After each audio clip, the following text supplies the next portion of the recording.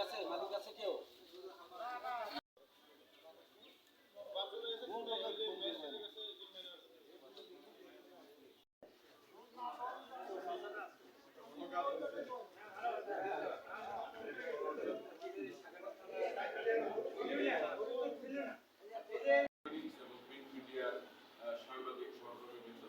আপনাদের সবাইকে গাইবান্ধা জেলা পুলিশের পক্ষ থেকে এবং গাইবান্ধা জেলা পুলিশের সুযোগ্য পুলিশ সুপার জনাব কামাল হোসেন কেডিএম স্যারের পক্ষ থেকে আন্তরিক শুভেচ্ছা এবং সালাম। আসসালামু আলাইকুম।